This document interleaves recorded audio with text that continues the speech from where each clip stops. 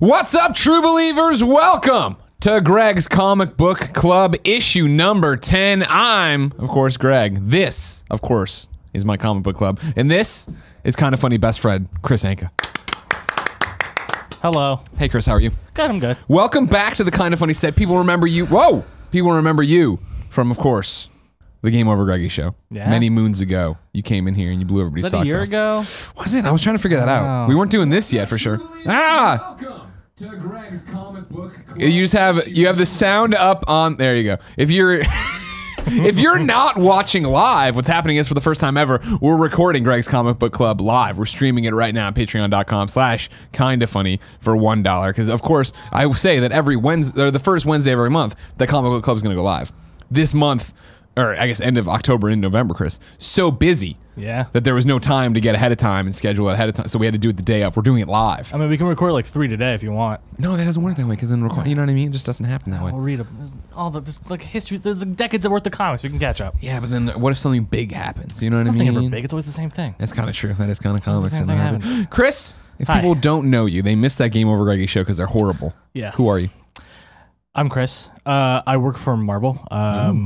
Been drawing for them for about 6 years now. Ooh. Been on stuff like Captain Marvel, Star-Lord, Uncanny X-Men, and recently, for the last year, The Runaways. Has it only been a year?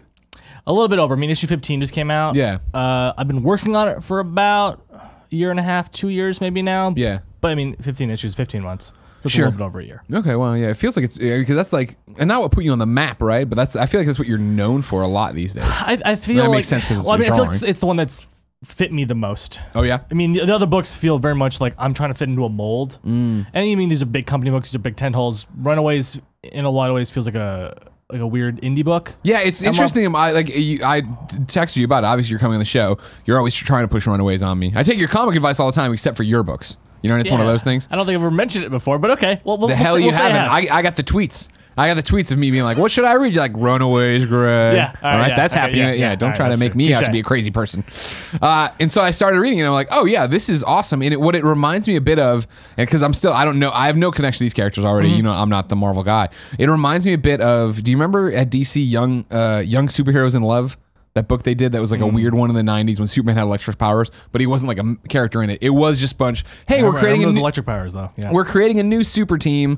They are, and it's like kind of like that, you know, love, sex, drama, kind of like, Yeah, you know, very like, much that. Yeah, It's very yeah. much about teenagers. And I mean, one big thing is that, you know, it takes place in LA, which is the West Coast, which is like foreign land for Marvel. Yeah, of nothing course. happens on the West Coast. And Yeah. that's part of it was that like they explain why nothing happens on the West Coast is because like these evil parents are supervillains and they run the West Coast, so they didn't let any other supervillains in. Yeah, So it's about their kids and their kids discovering that their parents are supervillains. that's awesome. But I mean, it was created by Brian K. Vaughan and Adrian Alfona, and Brian K. Vaughan does Saga now. Yeah, Did Why the Last Man. So this is kind of like where you kind of really first started getting going. And Yeah. The book came out at 2004. oh wow, okay. So I mean, it's kind of very early on in everyone's life, and it's funny because like this book feels like I'm at the right age where I was also reading it. I started freshman year of high school when that book came out. Yeah. So like all the fans of that book are also my age, so we're all kind of like together moving in. So we're all kind of rediscovering this all at the same time. That's awesome. Which is kind of funny. So it's like this weird amalgam where it feels like a creator-owned book within Marvel, and we don't really acknowledge Marvel too much. Of the other, like whatever's happening on the East Coast is happening on the East Coast. Right? Sure, yeah. There's Who not like cares? crossovers every Exactly. popping in. I mean, it feels like a very different world, and it allows us to have a lot more freedom with it, and it creates for like a kind of a different book environment. That's awesome. We don't have to worry about events and stuff like that. Sure. Because there's 12 going on at once all the time. Well, I feel like that's just the easier way to write comics, right? And probably in a lot of ways the way they should be. Yeah, I think that's how people would like Right. to make their comic book is just like make their book and then like maybe make something out of it instead of like, oh, in 4 issues you got to tie back into here. Everyone's like, all right, let's see how that goes. Yeah, you're trying to tell your own story, and then something giant, universe changing has to rear its ugly head. Yeah, I mean, it didn't happen on Captain Marvel. We had one arc in, and then the next arc is Civil War II, and we're like, okay, guess we got to get into that action. All right, let's see what happens. Is that frustrating? I mean, is that like, does that make you want to like, I guess not do your own thing, but I mean, it's like, oh, God damn it. Sometimes, I mean, less so much on the other books because I was very much just the artist on the book. So I really didn't feel like I had a lot of stakes in the first place. Okay. I'm just drawing whatever they're telling me to draw. But because I am a Marvel guy, it allows me to like the little fun of like, oh, I can draw that character finally. It still gives me that little like peek into other doors where I can finally like add these things in the backgrounds. So it really doesn't matter too much, but it does kind of like derail any sort of momentum that you're like, oh, maybe we get into something, and then like, oh, gotta move over here. So with Runaways, 15 issues in, and we haven't been able to do that. We'd really be able to tell a year of our own story. Do you feel more connected to this book? Absolutely. Okay. Why is that? I mean, for this longevity of it, and I feel like there's been less hands on these characters than, oh, you write Peter Parker. It's like, cool, you and 100 others. Yeah. Like, what are you really gonna bring to Peter? Whereas I feel the game did a really good job at that. Hell yeah. With Runaways, there's only been, I think, 4 or 5 writers ever on these kids. And even then, very few have even made it to the point that we've made it. So, and we're kind of being able to tell a different chapter. We're telling our story 2 years later than the original run.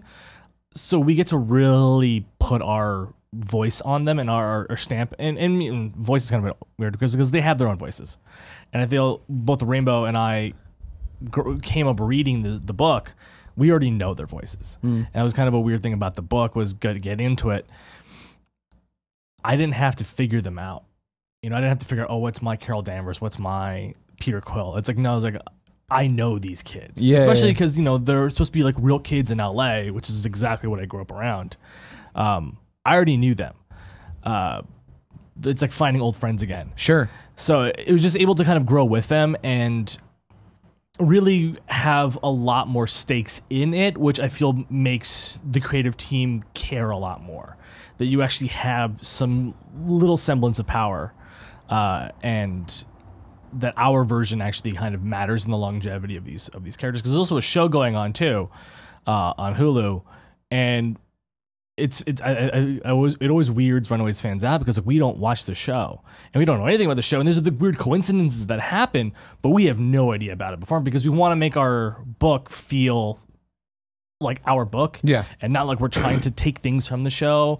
Are there weird coincidences, things that are happening, like they do something and you do something, or vice versa? There's 2 big ones, and everyone's like, "Oh, you want spoilers? You want to spoil it?" Come on, I mean, it's been 15 issues. You should have started reading about it. I mean, they're both one's small, one's big. Well, the first one was at one point, Gert lives with Molly, and in the show, Molly is adopted by Gert's family, and so like, oh, it's a clear time. And like, we had no idea until that episode aired, and you guys tweeted at us this happened. We had no idea that was going on, and then the big kiss in issue 12 of Caroline and Nico, whereas the show was able to kind of just get right to it.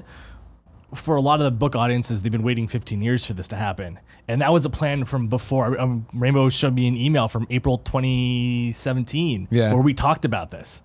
So we had this idea before, the show even aired. And before the season even got going, that this is where, before I started drawing the book, that this is where we wanted to end up at issue 12. Gotcha. And so everyone's like, oh, you just want to make it like a show. We're like, when the show came out, I was like, ah, shit. I have to backtrack that one. Make sure like that's a clear divide. So I mean, it's always like a ever moving thing. Like, so do you have more input on the Runaways in terms of like, are you talking about stories and stuff with Rainbow? Yeah, Rainbow and I talk. I mean, she likes the joke that we're always in the middle of a conversation. Yeah, we're always talking about what the next it's less so much the first arc, because that first arc was written 3 years before I even came on board. She had that written a long time ago, and that was kind of what helped convince me to be on the book. Was I got to read that whole arc at once. I'm gonna go, okay, yes, I'm in. Yeah. Because sometimes it's hard, just reading a pitch or reading one issue at a time. You're like, I don't really know what this is. So many series takes a little while to get going. Yeah. But I had that whole first arc. That one's very much her and getting her pieces back on the board. But then after that, we've really been kind of back and forthing on what characters are important to us, where we really want to take these characters, or if she wants to do this, or how do I fit that in here, or how do I ground that into something real in LA. What are the fashions? Like, what can we actually play with? So I have a lot more input, and I'll suggest things that I want to draw with these kids, and she'll try to find a way. So we're working on arc 3 now, and it's very fluid. Of like, where does the lines end? It doesn't really. So then, to be invested in this the way you are, and not to knock the stuff you've done before, but you're talking about, it's a whole different. When it was that before, like, is that still fun? Like, is that like, sure. Do you feel like you're like an indentured servant just being ordered around, told what to draw? No, because I mean, I think for me at least, I was a Marvel kid. So drawing X-Men is still drawing X-Men. Sure. I'm just a piece, but I'm very clearly just a piece of this. Okay. Whereas with this one, I think it's a difference. If we're going to equate it to games, it's very much going from a big studio to something a bit more indie, and your kind of level stays the same, but because the project is so much smaller, you have such a bigger part of it. Gotcha. So it feels like that, where it's still this is still a Marvel book and all that, but because there's really only me, Rainbow, and our editor that are really driving this book. Mm-hmm. There's no oversight. There's no, we got to tie it into all these things. It's just 3 pieces, and we get to really kind of push our weight and tell our story that isn't getting muddled. What is happening on the page is very much our story, which is neat. It's a kind of a cool change after 5 years of just doing these other books. Sure. And they've been all progressively. As I've learned, I've gotten a bit more pull each time, but even then, not really. And then this is the first one I've really had to be. I could really kind of run. Now, you're a Kind of Funny best friend. We've pointed that out before. Mm-hmm. But to drive it home, you were listening to Kind of Funny content long before I knew you were listening to Kind of Funny content. I've been listening to you for 8 years. There you go. Handshake. How you doing? Thanks. Checks in the mail. But I think the first time we had a conversation where it locked for me of what was happening and who you were. And it was like when you put the P.S. I love you shirt on Star-Lord, I think. Mm-hmm, right? That was like the big one where I was like, oh, wait a second. I see what's happening. This, me well enough to know that I love comics, but it's fun this is the show and what I do and talk about where I'm not like, the games, I know fucking everything is happening as it happens, blah, blah, blah, blah. Comics, I am literally just a fan who talks about comics on the show. So excuse me for this being an ignorant question. How is Runaways doing? Like, you talk about it, it's like this weird indie book within Marvel, right? Which would and I've seen for other comics, mean like the sword of Damocles is always above its head, right? Yeah. Is your audience so passionate and so into it that it's like, that's why you've been able to run away with it and everything's been going great? Yeah. No pun intended. I mean, the fact that like, at this point, we have a third arc is kind of crazy. And 15 issues, man. I mean, which is with no end in sight, that's nothing I'm to working see on that. 17 right now. Yeah. And my Captain Marvel run rebooted at 11. Star-Lord went for 6.5 issues. Like, these are movie characters. Yeah. And sometimes they just don't click. But because I think Runaways has that very specific audience, and it's a very separated audience, where we're kind of hitting this weird indie niche that still love Marvel, but want something they can actually feel invested in, and they don't feel like they're going to get the carpet pulled from underneath them all the time, and they don't feel like, oh, it's about other things and these big arch, all the tie-ins and all that they can really go, I can get invested in these kids. And you can easily follow these kids because it's like, someone jumps in and goes, how do I catch up?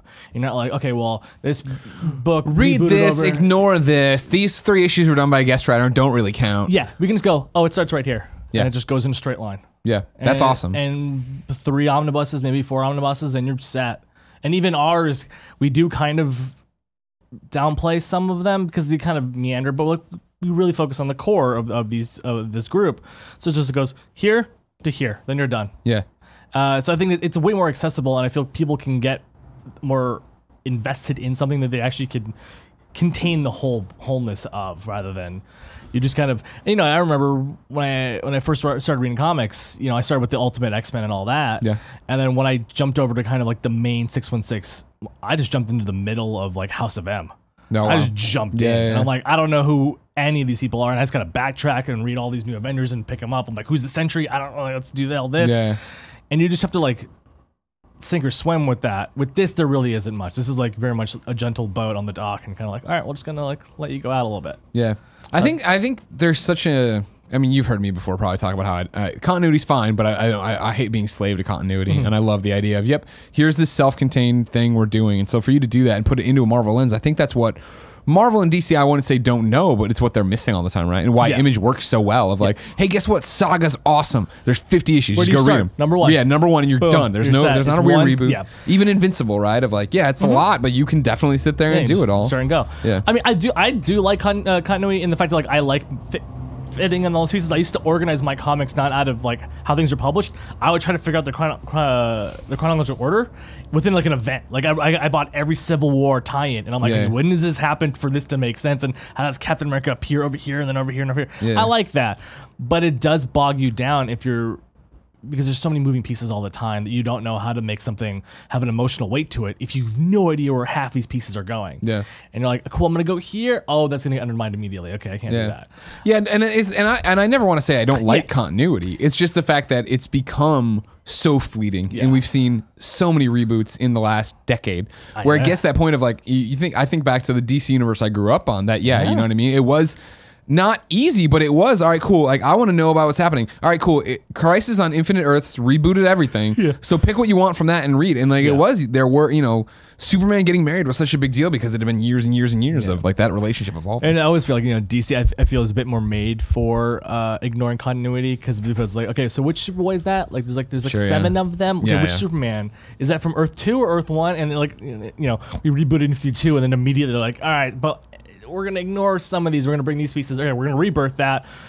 There's 2 Wally Wests now. I'm like, oh, what? Yeah, right. I thought the whole idea was to streamline this. It's like, nah, 2 Wally Wests. I'm like, okay. All right, cool. Yeah, well, one looks like the guy in the Flash show, and the other is the guy the kid Marvel, wants. it's more time travel. 3 Hank McCoys. It's like, oh, okay. Yeah. Which one's which? It's like, they're all kind of Hank McCoys. They're all kind of doing their thing. It's fine. Yeah. Cool. If you didn't know, ladies and gentlemen, this is Greg's Comic Book Club. What is Greg's Comic Book Club? It's a patreon.com/kindafunny exclusive show you can get by donating $1. If this is your first time joining the Comic Book Club, guess what? 9 other issues for you to go back issues we call them. Go ahead and watch those, listen to them, do all that. If you want to go the extra mile, you can support at the $15 level, which gets you on the show. You send in your questions, your reviews, all that stuff on patreon.com/kindafunny. We put them up here. You're a part of the show. Everybody knows Jericho. That's how it works. If you say, man, $15 is a lot to ask a fucking question, I say this to you. You, of course, get all the other stuff, too. You get the on-demand access to the shows. You get the videos. You get them without ads. There's a whole bunch of other stuff you get. That's like the bulk worth of it. Believe it or not, Chris, we have housekeeping. Which is not normal for the Comic Book Club. Jason, formerly of DC All Access. You know Jason? I don't think so. Inman, I think is how you say his name. Inman? I'm bad. I'm stupid. You know that. I don't do it. But I remember Jason from DC All Access. He's no longer there, but he's doing something called the Service Member Comic Drive from basically November 1st through the 30th. You can hit him up on Twitter. It's at JAWin with 2 eyes. JAWin with 2 eyes. For the JAWin Comic Drive for service members. They're trying to collect 15,000 comics for active duty service people right now that they can send over and do it. If you go to his Twitter, at JAWin, JAWIIN, you can go over there. You can see how you can donate old books you don't want anymore. You can see how you can get involved and help him out. It's a really cool idea. He's been doing it for a bunch of years. Awesome. That's really cool. We all have cluttered comics that we should probably just get rid of. 100%. I have a whole drawer full of them in there, and I plan on sending them over. Oh my God. Well, this is my big deal. I don't know if you've heard it. My whole thing is like when I got started again at IGN and actually got to a place where I was able to have disposable income and not just be crying looking at my bank account every IGN paycheck. I wanted to get back into comics, but I would not in San Francisco go back to collecting books. Like I could not do it. And so I would stay off, and then every like 6 months, 9 months, I'd fall off and show up in a comic shop and buy a whole bunch of Superboys or whatever that was happening, right? And then cool. Then I just had loose books all around my house. And I'm like, I'm not going to bag and board them. I'm not going to get a long box. I'm not. And so like, I was the guy who was always on Twitter yelling at DC to fucking do, day and day digital. Yeah. And then they did. And then we fell down. I had to move 7 times during college, just like summer break and all that, moving back and forth. That it's like, I can't keep lugging this around. I have a reckoning coming one day with, many years from now, hopefully, my father's going to pass away, and I'm going to have to show up at his house and go into his attic where all of my long boxes are, and it's long boxes of issues from, like 2nd grade through high school, and then it's going to be long boxes of mint on card Superman action figures that I was sure I was going to be able to put myself in. It's not even going to be just the man hours of you getting rid of all that. It's going to be you looking through it and you're like, oh, cool, I haven't seen this in forever. Dude, and then you're going to spend an hour looking at one issue and then 100%. Like, oh, cool, you're going to be there for like 3 months. And then it's like, what am I going to do with it all? You know what I mean? I could donate to stuff like this. Our friend... Just do it now. I'm going to go pick it up. Yeah, well, jeez. All right, cool. Yeah, Jason, drive to the suburbs of Chicago and pick up... 23 Portillo's, long and then, box. you're Damn, fine. well, that would be enough to bring you over there.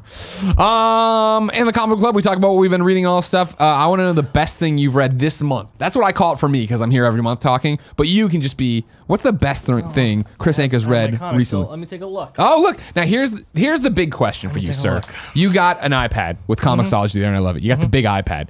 Is it too big? Do you ever regret it? No, because it's the exact same size as a printed comic. Yeah, that's the So, thing. you know, you get an image and it's. It's bigger than a comic, isn't it? Let's pull up Just a little Superman. bit bigger than a comic? Let's look at that. Yeah, that's bigger than a normal comic. That's beautiful, right? And that's But my like thing. it feels, you know. The Yeah, and that's what It's beautiful. So Jen the other day was, and don't tell her if you know her. Jen the other day, her mother was in town, and she's using like a Gen 1 iPad that can't do anything. Oh. And she's like, you know, we should get my mom for Christmas a new iPad. And I was like, or Get yourself we one. give her my old iPad, and I get a giant one for comics. one? And she's like, yeah, this one's great. Still runs great. But the thing I like about this is that I feel like when I'm reading this on the ride to work. Sure, yeah, I'm reading this at home. You know, Yeah, it's like different. if I'm carrying that around, I got my tablet on the Muni, I'm gonna be like, oh, Although the danger is I'll read it sometimes when I'm going to bed. yeah, And so as you start nodding up, oh yeah. just blast it with It'll light, hit hit you right in the catch me in my face. jaw. Yeah. What's the best thing you've read recently? What stands out to you? Go ahead. Murder Falcon #1. Murder. I don't know what this is. Tell me about it. So Murder Falcon, it's by Daniel Warren Johnson. He just finished up Extremity. Okay. Which is, I would also highly recommend. It's just 12 issues, it's already wrapped. Who publishes? Image. Oh wow. Okay.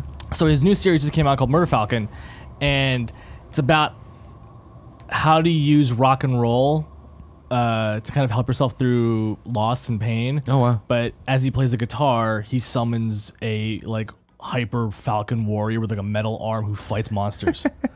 So it's like metal. It's just metal as shit. But I Okay. think the thing I love about his books, especially Extremity, it has a core of like dealing with loss, dealing with trauma, doing this, but we do it through like this super hyper realistic, you know, over the top action kind of narrative. But we actually tackle something with a little bit of heart to it. Gotcha. So I think that's probably the one I would like the most. And that's just started. Yeah, that just started. Issue 1 just came out. Even issue 1 I'm already in. So Oh wow. I'll go Okay. So check it's a that good out. jumping on point. All right. Cool. I like that. about you? For me, I'm predictable if nothing else, and I put Heroes in Crisis #2, the Tom King book, right, from DC. I'm caught up. Yeah. It's got Clayman on it, so I'm gonna pick it up. Okay. Fair. Yeah. I'll pick up anything with Clayman. So. Got to do Clayman, yeah. Like for me, it's, I like that in talking about continuity, right, is that it's just a great look at the Trinity doing something specific and then also getting to see Booster Gold be Booster Gold and Harley Quinn be Harley Quinn. Well, I think it's nice that it explores something that a lot of events don't explore, which is the emotional aspect of these things. 'Cause, you know, all these events are so used to what is the big, who are they fighting, blah, blah. And I love that, you know, they spend a little while of just that moment in #2 where Barry is figuring out what happened to Wally and how quickly, and then just his immediate reaction to it. And that's so, we spoil everything, as you know, in the show. So that is the thing about it, where like that's such a great scene, right? Of Booster being oblivious, and I obviously Booster and Skeets have been amazing since '52, maybe. You know what I mean? I feel like that was really their coming out party of like, hey, these guys are amazing. There are conversations throughout this of like, what would Batman do? Turn himself in? Nah, he'd find. No, I think he would. Oh God, I was hoping you say. And they're back and forth, but then to get there and where he's like clearly talking to Barry, thinking Barry knows everything already, and Skeets is like, stop, until he says Wally, and all hell breaks loose. And Barry going off, and then just seeing the Trinity kind of be vulnerable, which is so fascinating, and things like Diana's like, I can't be here. Wasn't that hers? Yeah, she bites her lip, right? It's her, like, if you haven't read Heroes in Crisis, obviously I talked about this last month, sorry, but maybe you're new. It's the idea that there's this sanctuary in the Midwest that is staffed by like robot it's made to look like Mom Pa Kent's therapists. house. That these heroes can show up to and basically unload their baggage on and get help. And so there's a story being told. What basically people in issue 1 we showed up, everybody was dead. It's Booster and Harley both thinking the other person killed everybody in there and arguing about it. In between the action and the set pieces and like Superman in Wonder Woman showing up, they pop in with looks of people talking to the sanctuary robot. And so like in the first one, Roy Harper Arsenal popped up and did that. Yeah, all people who end up dead. Yeah, exactly. And so, but that one just got leaked in issue 2 or whatever to the press there at the end. Lois Lane is a part of it. But this is the one where the issue 1 was very much like, here are people you know or don't know or whatever. They're talking, and this one is like, all right, cool. Because it set up the stakes that like there's these leaks. Yeah. And then it's like, okay, cool, there's leaks of people we don't know. There's also leaks of Superman Batman and Wonder Woman, yeah. Unmasking. Yeah, exactly. So this video can get dropped at any moment. Yeah, exactly. And the risk of that. And that's a cool stake, right? Like that's a cool and it's also a cool modernized what I love is when comics, especially superhero type comics, right, deal with the idea of these people would all be fucked up. Yeah, they've had to do all this shit, and like Batman getting there and talking about, he brings these partners in. He can't talk about it. Yeah, he can't talk about it. He just sits there and silently and just like I these kids. Yeah. And then he's like leaves. Yeah. And then so then Wonder Woman coming in though and telling a story like you're saying, and then she's like, I choose to bite my lip. I don't want to talk about this, and just gets up and goes. And then a great page from Tom King where he is doing the Clark Superman debate, but it's Clark talking to himself pretty much because he's talking to a robot or whatever, and debating like who the real person is. Like that's such a great idea that I love to see tackled. Like the cliffhangers of him about to open his shirt, and so we know like that's on camera. Yeah. It's fun. It's really fun. I mean, it's gorgeous. Yeah, gorgeous art. Yeah, I think I thought this was a really good one, and it's like exactly what you'd expect of Batman lying, which I love because of course he's lying about that. Yeah. And I also like the red herring that the whole it's Harley, and then they kind of hint at why she did this with the little drop of whatever they did to Poison Ivy. Yeah, because she convinced Poison Ivy to come here, and something happened to her. Yeah, and that set Harley off to go batshit on this sanctuary. So I like that it's not so black and white of just Harley being Harley. Yeah. It's like maybe Harley actually has an emotional stake in this that makes her empathetic. And I'm sure it's happened before, but it's a very awesome, interesting take. This is what we were talking about earlier, how hard it is to write the Justice League, right? Because you have all these gods that can do that. But to have Batman, Superman, and Wonder Woman in a house with just Harley Quinn and have her be able to get the drop on them and get out and have it be done in such a fun way of when Superman's like Batman and he's like, no, this house is too rickety, you can't go sonic boom on the, you know what I mean? And she moves in and uses Diana's vulnerability of caring to get the lasso to use it on Batman to use the kryptonite. I love the whole Batman's like, I don't care kryptonite. I don't care. I don't have kryptonite. No, here's your kryptonite. Yeah. God damn it. Yeah, just really, really well done as always. And that's the thing I like about Tom King in general is I think he writes the heroes so well. And similar to what we're talking about, I feel his run on Batman right now is so great because for the most part, it doesn't have to deal with the crossover bullshit. Yeah. It is. I have a story to tell, and he's like, he wants to do 100 issues, right? Like, he has a story, and he's just going with it, and nothing gets in his way. I mean, the two I think I really liked that resonated was the when he's hanging out with Superman. The double date. Oh my God. Those two issues of them both exploring the crime from two different angles when they meet. Yeah. Oh my God. Lois and Selena really have to push it, and then them dress that was one I was like, oh yeah, I forgot Clark can be fun. Yeah. It's been a while. A lot of people screw it up. I want to jump into some other reader reactions here, of course, from patreon.com/kindafunny. Kayla dropped in for her reporting Heroes in Crisis #2. To quote King's Batman, something is not adding up. The Trinity is acting weird. Booster is acting more idiotic than usual. Everything seems so nonchalant, wishy-washy, and any other word that means meh. Do I think this is on purpose? God, I hope so. I have a theory that Psycho Pirate is involved. That's all I've got. I don't hate the book. I'm just really confused. Interesting. I hadn't had that issue, but I mean, I think I'm reading so many singles from these people that I'm just like, okay, this is how this story is going to unfold. And I also think it is unfolding in the way Tom King writes Batman, where I feel like this is a self-contained world. Like, clearly something's going on. Wally West is not dead. It's an issue 2 of an event.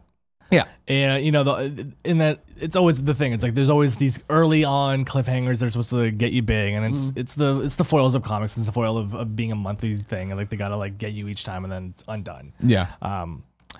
I was fine. It was equated when I was watching season 2 of Walking Dead. When I was watching it week to week, bored the Jesus out of me. Because this is the farm. Sophia's walked off and we can't move from here, so we're all at the farm in the woods. When I read it all, when I watched that whole half season in a day, it works so much better. Of that through line of Sophia being missing, I remembered. It's not 6 weeks ago. It was 6 hours ago, and I remember that beat. And it all tied together that when you finally see her come out of the barn, so spoilers for 7 years ago, when she finally comes out of the barn, you're like, oh shit. Yeah.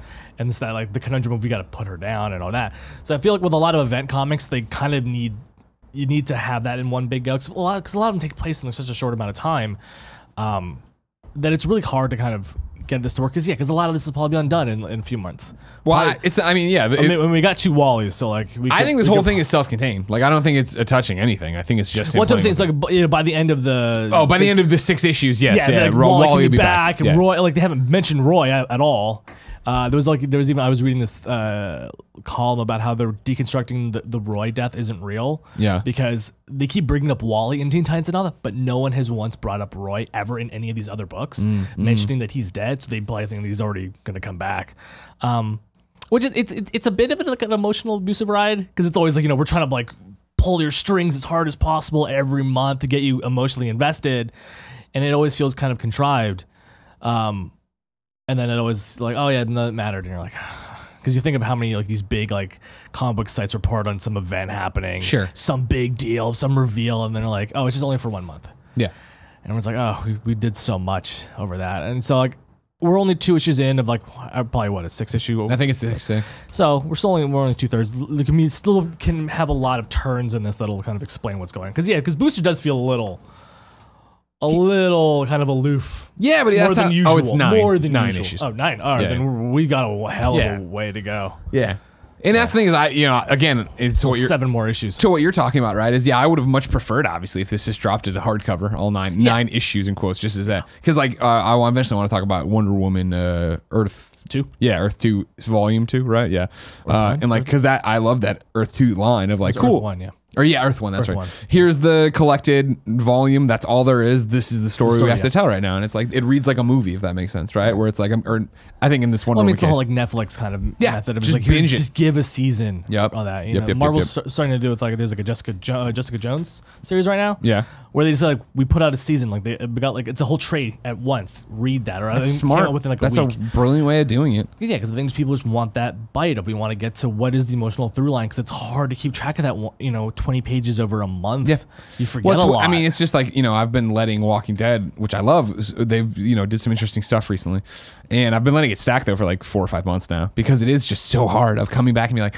wait, who are you again? Yeah. I know I like you. They found you on the road. You're a girl, or you're this young woman. Like I don't. But what's your name? Very you wear few goggles. books work week to week. Yeah, or month to month. Yeah. That give you just enough that you can remember, but still enough that I can completely blindside you. Laura Dale has the final word here on Heroes in Crisis #2. I still really like the moments where Tom King actually gets to explore the broken psyches of various heroes, but there's still a lot of ground to cover if he's going to prove all these deaths aren't just for shock value. Nonchalantly adding Ivy to the count only makes it worse. And even if everyone is somehow alive by the end of the series, it's going to be hard to justify the fake out. We shall see. Yeah. Many an issue 2 out of 9, so yeah, exactly. Still real early in. Things I tossed on my pull list. Runaways #1. As I say on my little bullet point here, I have no idea who these people are, but I'm in. Because it's like, again, not knowing anything and reading it like... it was written for you. Yeah. To get someone who doesn't know what's going on. Like, even if the fact that like bringing Gert back works for you, and you don't have the fact that she's been dead for 10 years, and you've had kind of baggage. The dialogue there gets it, right? Of just like, you said you want to do this. I said you couldn't do this. He's like, I know, but I did it. Yeah, good old teenagers. Yeah, exactly. What'd you think? I liked it a lot. Like I told you, right? It was actually before I think I booked you for this, because this was last minute, because you'd gotten sick when you were trying to come up the first time. Yeah, that was fun. It happens. I didn't read it because you were coming up. I was just like, oh, I'm on a plane. I need to catch up on stuff. And it was like the last comic on the flight before I landed. And it was that thing, oh, fuck, I should have started this earlier. Well, because I have like 1 through 5 on there maybe. There we go. Some trades. There's the first 2 trades. Perfect. Thank you. I'm all set. Yeah, and like I don't know if I've ever told you, because I'm an idiot. Your art's really good. Oh, I don't know if I've ever told you in a professional context that, hey, this is actually really well done. Yeah, but it was funny reading it. That's without having talked to you already about it. It was the conversation with me of, man, this feels like an Image book. It feels like I'm getting that kind of vibe of like, it isn't like I'm gonna see Spider-Man swing by outside and they're gonna make a part of it. I mean, there's a part of me that always wants to do that, of like, because the Hawkeyes are also in LA. Yeah, and there's a few other characters now. They're in the West Coast. That'd be kind of fun to like. I always wanted to do like a "What are you doing here? What are you doing here?" kind of moment. But it's also really nice to not have to worry about it. Sure. And to not have to get like, can we do this? We have to check with other offices and see if anyone else is gonna. Let me get them editors on the line, right? Like, it's just our editor, and he's like, oh no, I like that, and then we're good. That's set. Awesome. And as long as it doesn't, cross any lines, we're fine. We can kind of do whatever we want. So it's been really kind of this nice experience to have our own little playground. That's cool. Yeah, I like it. I'm in for more. Thanks for bringing the collections. That makes it easier to read. Yeah. You gave me it's why I did it. Hey, another one I put on here that I was surprised I actually gave a shot to was Batgirl, 27 through 28. This is the one, 27 debuts the new suit. Like Okay. they've redone her suit again, yeah. which I was super anti. And still Sure. am. I don't like the suit at all, and I love Babs. And It's okay. Babs is not here. It's okay. I know, but she's always looking over my shoulder. I can see her right there, whether Jesus. signed Barbara. But like, I love that suit so much. But I get that it was so anchored in Batgirl of Burnside and what they were doing there. Sure. But even now, have you seen the new suit? yeah. Yeah. I'm like, all right, like what? Why? Her hair's all out, and there's just it's like she's wearing a headband with two Yeah, I mean, horns. there's certain, like, I always hate hair exposed suits, like all of the '90s X-Men. Yeah. Why are they all wearing head socks? Like, they're classic because we made them classics, but like I'm always just like, that's the logistics of that is just idiotic. Yeah, and that was the thing is like I looked at it, I was like, that's dumb. I want to see how she gets to it though, and all this different stuff. And actually getting to it, I enjoyed the journey of. Okay. So the idea is that she had gotten in a fight in the last issue that had her in the regular suit, and the dude had used a shock baton on the base of her spinal column, which is where Babs has the spinal right? implant, right, that allowed her to walk again. Yeah. And so we open up with her having a seizure and coming out of it, but then she can't remember how to write. Like she's got all these problems because of it. Like it's shot up, and they're like, you can't stress yourself out. You have to, this is a problem. We're gonna get somebody in from South Africa or whatever to do the surgery, blah blah blah. And she's forgetting words and stuff, and it's like, wow, that's really cool. But then it just goes with it into a really, it's this pendulum of, wow, this is a really cool arc of, this is very serious and how they're gonna do it, to, but Gordon's never give up, and I gotta stop this not even supervillain, this criminal that like is out there. It's like, I get that, but also like I'd rather see you wrestle with the emotional side of it, and so I appreciate it. And then there's this weird middle area. It's always got to be a comic book. There's these weird middle areas where she's talking to Gordon, like Gordon, Commissioner Gordon brings her home, and like she's having this great. Does he know? Like, No, where are we at with these he things? still doesn't know. No. Okay, all right.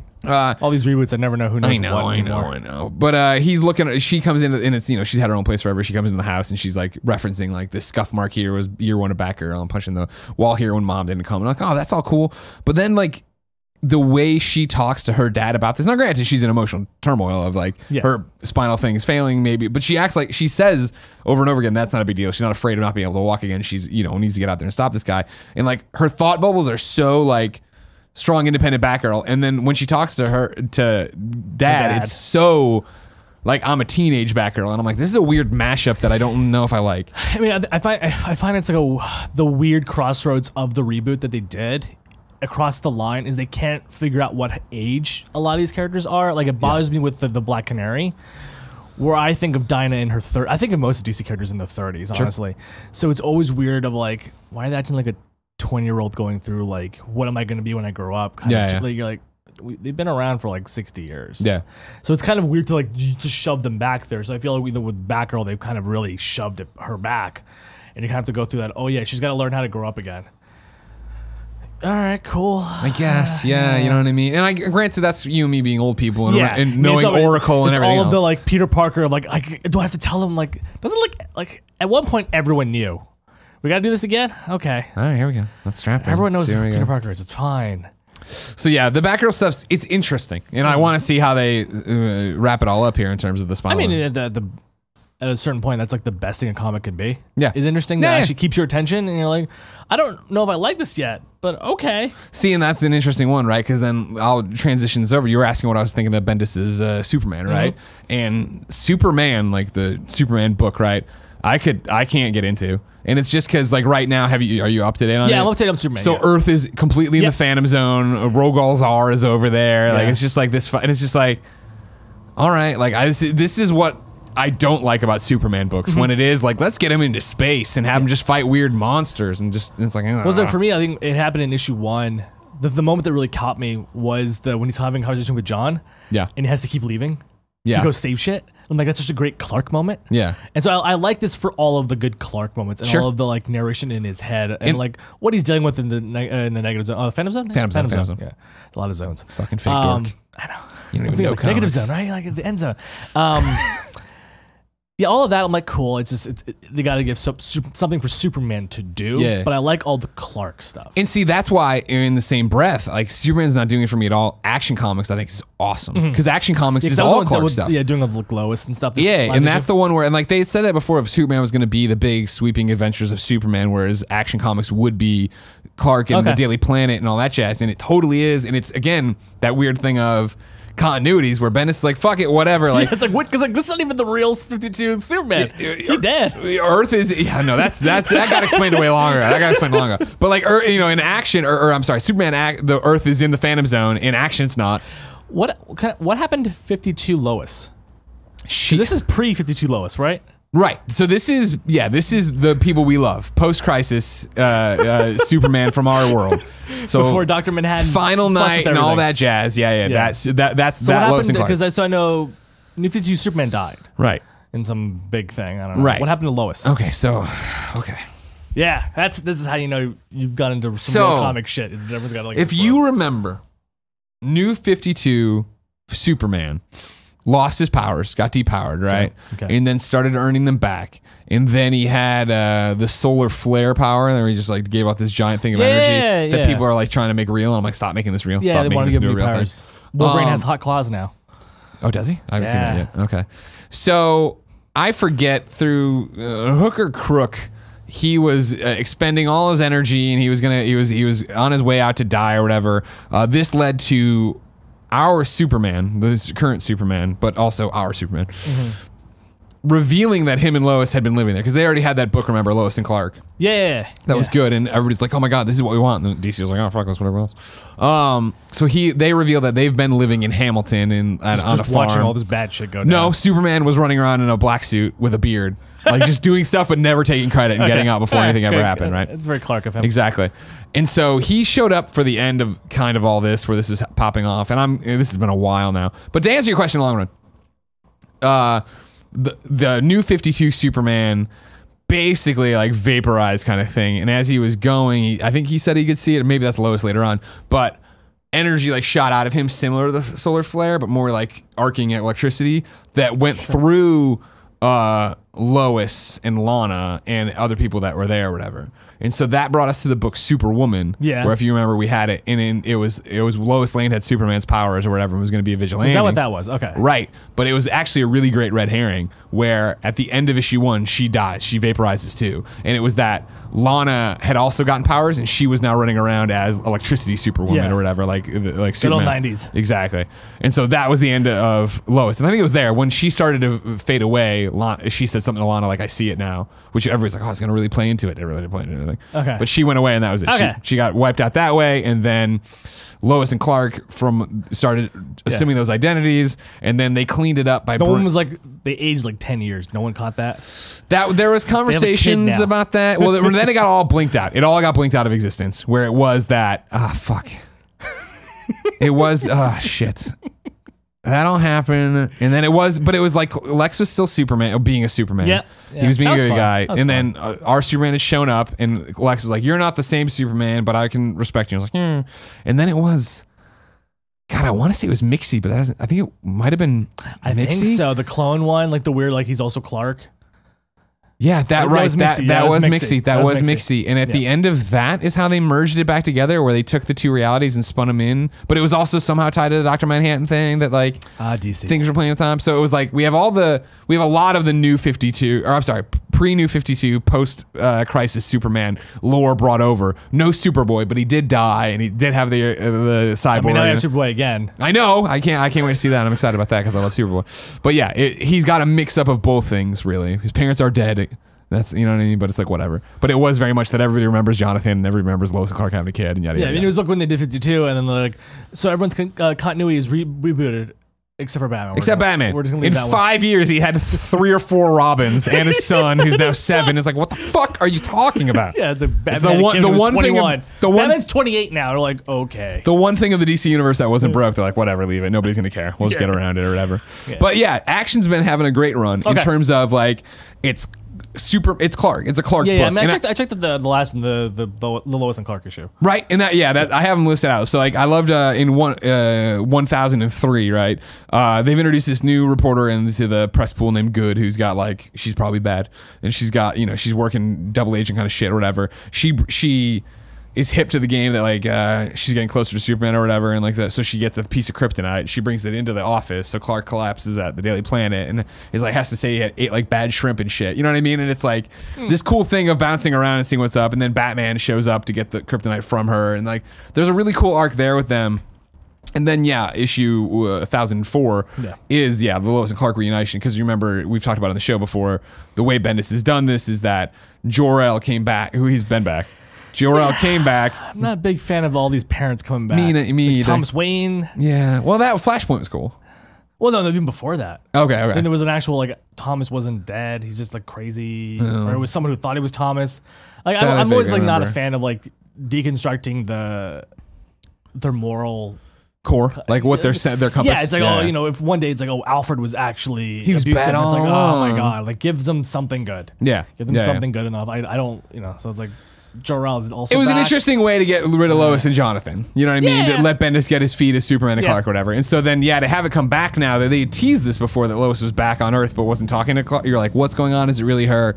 This one, it's revealed by another reporter on the planet that she is back. To which Clark immediately fucking leaves, flies over there, finds her, and they have this amazing like a bunch of pages of them being reunited, because it is that thing. I was like, are they gonna get there and not be cool with each other? And they get there and immediately back. They immediately fuck. Then they have a conversation. They fuck again. It's like, hell yeah, all right, like like they are. And it's this weird thing of them exploring relationship dynamics, right? Where they have that conversation where she's like, listen, I still love you and I'm still married to you and all that stuff, but like we got to stop playing like we're a normal couple.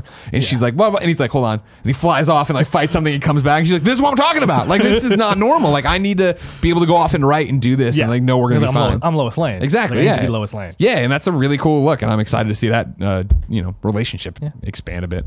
Then I talked about, I had put on here Wonder Woman. Earth 1 Volume 2. How was that? I haven't checked them out. I like a lot of the Earth ones. Wonder Woman Earth 1 didn't really connect for me. Just quickly, did you like Superman and Batman? I did. I've only read Batman. Yeah, Batman's great, obviously. And Superman, They never made a volume 2 of that, have they? I thought they did, didn't they? Or they just tease Catwoman for the next one? I think they just teased. I think because Gary Frank takes a long time to draw. Yeah, his detail stuff now. Doomsday Clock. I think he's still just working on it. Okay. Yeah. All right. So Wonder Woman, Earth 1, Volume 1, I was like, I don't really, it was fine. I liked it fine. But I love the fact that it's just one shot of it's a movie or whatever. This one feels more like a one shot of a really good TV episode, because it's not like high stakes, right? It's a very interesting idea that in Earth or Volume 1, Wonder Woman had her coming out party. I'm here. I'm Wonder Woman. Blah blah blah. This one is very much like, here's what it would be like if this had happened. And she's on the cover of every magazine, and like she's leading this charge for female empowerment, and people are being like, yeah, fuck the patriarchy. Like, they got an island ruled by women. Everything's great. Why aren't we doing that? So then it's the internal thing of like, the army or the government being like, well, we can't fucking have this happen and bring us down. They bring in Dr. Psycho. Have you seen this or heard about this? They bring in Dr. Psycho, but they've redone him and he's a pickup artist. Okay. Like, he's like that. And so he totally like plays Wonder Woman eventually to get her like into her golden lasso, right? Because he's earned her trust and all these things, to then like get her to go basically be like, this is all bullshit, or I'm wrong, or like basically make herself out to be a terrorist or whatever. Right. And she does that at a speech. But then it's all like, it's like, wow, this is good. And then it's like an immediate, like, I got tricked. Everything's, and then it's like overthrown. It's comic like books. Happy ending. And I was like, all right, like I enjoyed the ride up into this and through it, but cool, whatever. It didn't feel like a giant spanning, oh my God, but I enjoyed it and it's fun. Right. It's more, Wonder Woman. Who cares? And then Mr. Miracle. I'm caught up on now. No. Oh, you haven't read Mr. Miracle? No. At all? No. Oh, you got to read Mr. Miracle. Yeah, because this is what we're talking about again, where you want a story that is like, they're out in LA. And they're, it's Mr. Miracle and Big Barda. Spoilers for up to 11s here. Them having a kid, like, you know what I mean? Okay. But also while Scott takes over being the king of New Genesis or whatever. Oh, really? And so it's like they're managing this two front. Is Highfather dead in some such? Yeah, okay. He's dead. Orion's dead. And this is where you happen. Like this is similar to what we're talking about with Heroes in Crisis, where it's like, holy shit, like you're making really sweeping changes here. Yeah. But also have like they're doing it in like every page you flip, and this is just Tom King being Tom King, but every page you flip, right, not every issue, but there's one great issue where it is like, here's the shit we're dealing with in this war and all these, and then the next page is them dealing with the kid, and then it's this, and then like obviously there's this strained family dynamic because Barda and him were raised on Apocalypse, right? Sure. So it is like, when they have the kid, they do like a baby shower and invite the people they're at war with to come to the baby shower, and they are doing it as a really fucked up family thing where they're not there to fight and they have a veggie tray. The veggie tray keeps coming back as this joke and shit, but it's like really brilliant. So it finally at this one, it is that, they're going to go confront Darkseid about all this shit. And the idea is that they can give up their kid, put him on Apocalypse, and that'll end the war and it'll stop. Yeah, it'll sacrifice. Yeah. And so they get into shenanigans there and fucking go ham, and everybody gets their shit kicked in. But like, they kill Darkseid, and you're just like, holy fuck, how is this happening? And then it's revealed by Hooker Kirk or whatever, like this glimpse of, he's like, this isn't the world you belong on, and he shows like an image of the DC we know. And it's like, oh, multiverse. This literally isn't happening in our timeline. This is its own thing, and that's why they're doing all this crazy cool shit. Really well done. Really, really well done. I'll check it out. You have to. It's great. However, you got anything else you want to read? I was gonna say, is this a good time to talk about Steve Rogers? Yes, let's never talk talked about about Steve it. Rogers? Yeah, well, I still read all those books that time you sent me. And did you watch that episode? You didn't watch No, because that was the one I You got sick on. You replaced me with. So Yeah, I was well, just like, what, you don't going to watch the content then? Nah, it was Gary. Well, I put down it was notes. the Gary then. episode, right? I think so. Yeah, that is right. Yeah, Gary, what, not your cup of tea? He just. I get enough Gary during the week. All right, hold on. I'm opening up my notes then for Comic Book Club issue 8 with Gary Whitta. You know, there it is. And then here we go. Best thing I read this month, I put down as Captain America, number 695, Home of the Brave, Part 1. Mark Waid and Chris Samney. It was brilliant. Which one was that specifically? This is the one Is that where the first one he comes back and he goes to the fair? Yep, exactly. This is Nebraska. He goes to Nebraska, right? And Rampart comes in and tears it apart or whatever. Yeah. Like, I jumped into where you wanted me to start with the Ed Brubaker stuff and Winter Soldier. And I was reading it, and I was so much like, this is why I don't like Captain America. Like, he's just such a old man. Sure. You know what I mean? Where it's just like, he's so fucking... What's he say? Like, that book is amazing, but it's not a Steve Rogers book. It's a Bucky book. Yeah. And like, that's where it really builds. But if you want Steve, then the Wade one was way better. And that was the thing where I was just like, I stopped early on. I was like, I know the story, obviously, because now I remember when it happened, but let alone the movies. Yeah. Because when all like Winter Soldier's Bucky, we're like, what? Right? What? Yeah. Back in the day when Jason Todd and Bucky were the only people who stayed dead, and that was always the joke. Yeah. And that's long gone now. But yeah, I don't even think Uncle Ben's still like. There's been Uncle Ben. Oh, he's been back, yeah, big time. Yeah, jumping into this one, I was like, holy shit. I have a whole bunch of, I take screenshots, you know, of inspiring stuff when I read comics or whatever, and there's so many screenshots of it. Of just like, fuck yes, this is amazing, right? And like him giving these speeches about like, you know, the weak stick up for the strong. That's how it works. You know what I mean? And then like the girl he saved in the very beginning, at the very end, and I was like, damn. Well, I think the thing that people always forget about Steve and in a lot of parts Clark too is they always write who they become. The Steve is like the big kind of Aryan figure who's taller and strong and perfect, and then Superman, who's this otherworldly alien who's Perfect. All He's perfection. But they never write that they're both. You know, Superman's trying to be Clark. Like that's who he wants to be, and Steve is always this little tiny, skinny, sickly art kid. Like that's who Steve is. It doesn't matter that he's 6'5" and ripped. He still thinks of himself as this little sickly kid who's like, I just need to help because that's just what I can do. Yeah. And I feel like that's what the movies did a really good job because Yeah. they never stopped writing Steve as skinny Steve. Yeah. And I think that's what Chris Evans remembers, and like so they never write him as this authority figure. He is because he's just like, I'm just trying to help. So like, here's my 2 cents, and I kind of know how to like handle people a little bit better. Right.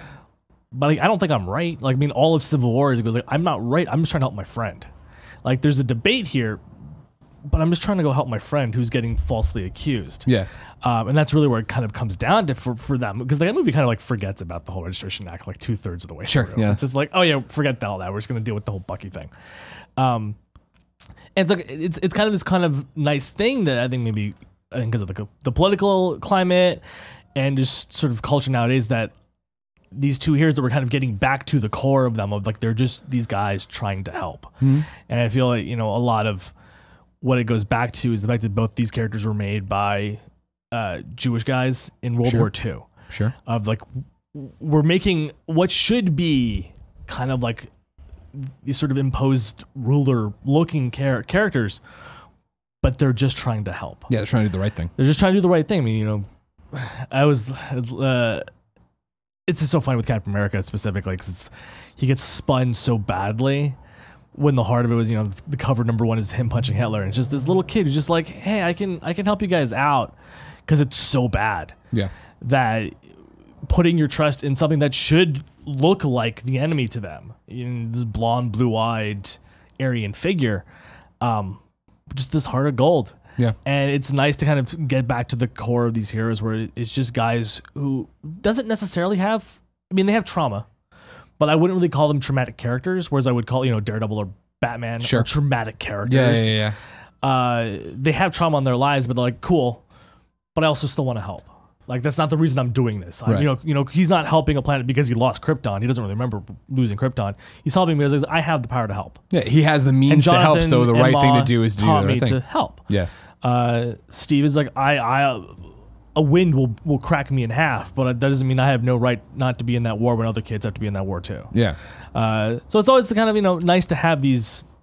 I just want to help characters. I like the ones who aren't traumatized. This run right from Wade and Samney, like I was so into it because it was this one, and then it was he goes to another small town, and the guy's gonna blow up the dam by happenstance. But it's like the swordsman, to have him roll in and eat pie and just hang out in the diner and be like, you drink, you eat for free here. He's like, well, let me wash the dish. Like it was like there's so many, there's so many moments in there like fuck yeah, this is great. And then it got into the weird future shit, and I was like, why did this happen? I want 12 issues. Those first 3 are great. Give me 12 issues of Cap just rolling to town because it was such a great idea of like, well, there's no more Shield, there's no more. I'm not working for anybody. I need to find my own place, where am I going to set up shop? Because I don't know if you read the book before, but like his identity was just stolen. Yeah, it was the Hydra wearing stuff, his face. right? He was like, I need to like connect with people again because no one trusts me.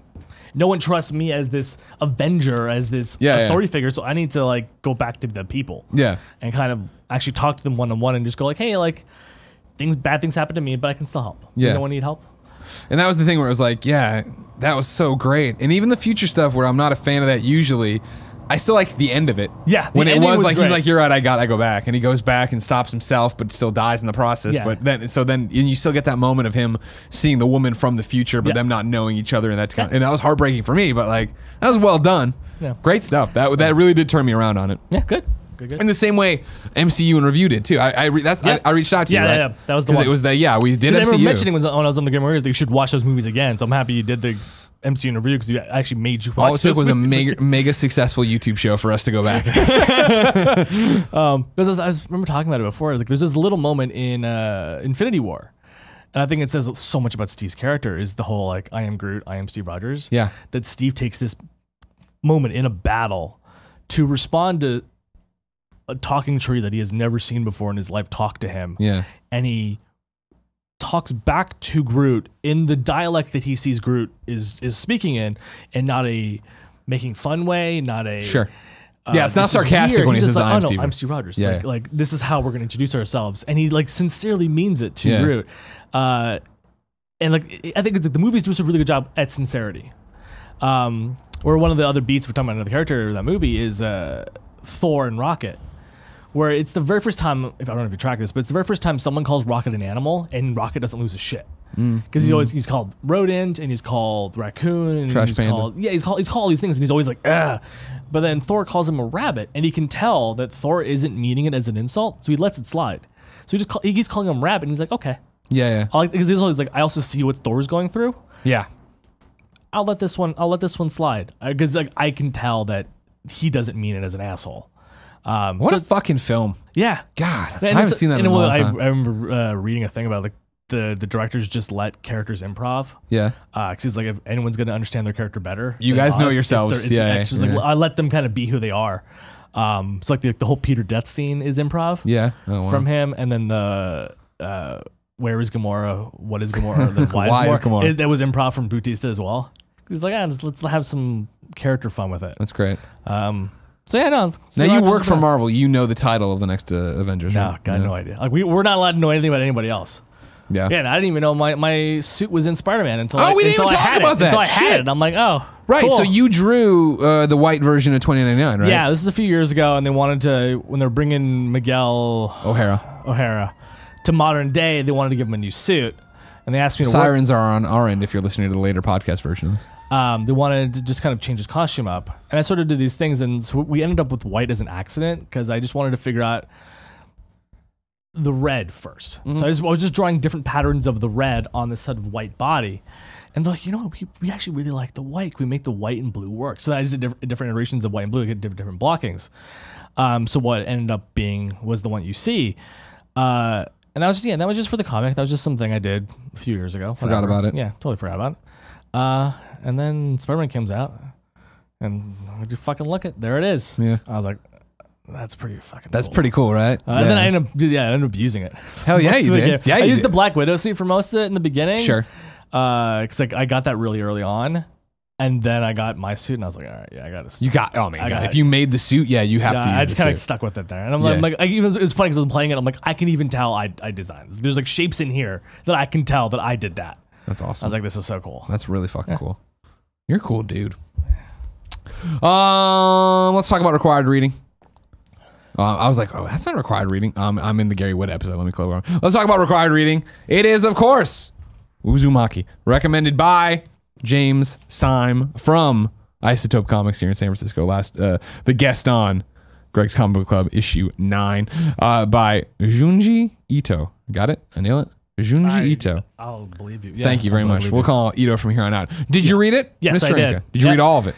Yes. Okay, good. It was fun because like you asked me like 2 weeks ago to be on here, so I was like, oh, okay, let me get on this book. Yeah, because you what? It's 19, 20 chapters if you count the lost chapter there. I was like, just looking at it like abstractly. I'm like, oh, okay, 3 volumes. Okay, let's do this. And then once I started reading it, I got it done in a day. That was the thing, right? It's so quick. Yeah, manga I think goes way quicker than. Well, no, I shouldn't say way quicker. Even the than one because what was the one you had for the one that was supposed to be on? Yeah, Yeah. That one took me a little bit. Yeah, that one took me a while because it's pretty dense. Yeah. Just even what's happening, all the moments. Although not much really does happen. So It's still our boy James recommended Uzumaki okay. because it was Halloween. And of Okay, course, yeah, it was Mr. Ito is an influence of Hideo Kojima. And Makes a Hideo lot Kojima of might be sense. working with him on Death Stranding is the rumor that Jesus. James brought up that I was not paying attention to any of this Jesus, stuff. That's gonna be terrifying. Yeah, right. So as a jump in, what did you think of Uzumaki? I loved it. Yeah. In the fact that like it's not particularly my cup of tea. I didn't particularly find it that scary for like the kind of horror that I like. Sure. But I loved it in the fact that it was unabashedly what it is. There's very few books that feel not influenced by many things, not trying to be anything else other than. So it was like the fact that like, this was such a pure vision of this is a narrative that he wanted to say with complete control from front to end. This is what it is. Yeah. And I never saw it falter. I never saw it kind of like wishy-washy. I'm trying to bring in these other things. It was always just this. So like, I love the fact that it was pure, whatever the hell it was. If you didn't catch the last episode or maybe didn't read this, let me give you the book jacket summary real quick. Kurozuwa Chao, a small fog-bound town on the coast of Japan, is cursed. According to Suichi, the withdrawn boyfriend of teenager Kiri, their town is haunted not by a person or a being, but by a pattern. Uzumaki, the spiral, the hypnotic secret shape of the world. This bizarre masterpiece of horror manga is now available in a single volume. Fall into a whirlpool of terror. Yeah, that's a way to put it. James picked it, of course, because it was Halloween, and also James, you know, did you watch this episode? No. James, you ever been to Isotope Comics? No. No fucking shit, really? No. Oh, we got to end this episode early so you can get over there before you fly out. Okay. Isotope's awesome. They call it the Comics Lounge. It's amazing. And, you know, James did a great job of explaining why the shop's endured the way it has, why it's been successful, why it is world renowned, in the way that James is like, you know, my job is to know what you like when you don't know what you like. Yeah. And so he's like, I picked this Greg specifically for you because you're gonna love it, and because it is this guy who works with Kojima. It is, you know, horror and it's Halloween, and I'm like, he's like, I know you're not a manga person. I know you would look past this and never read it probably. And he was 100% right. Where yeah, I was the exact same way. As I started it on one flight and I was like, yeah, I'll give it a shot now. And then you know, by the end, the flight home, I was finishing it up because it was just so well done. And the art's detailed in a way that I think a lot of manga isn't. At least a lot of the manga I've consumed.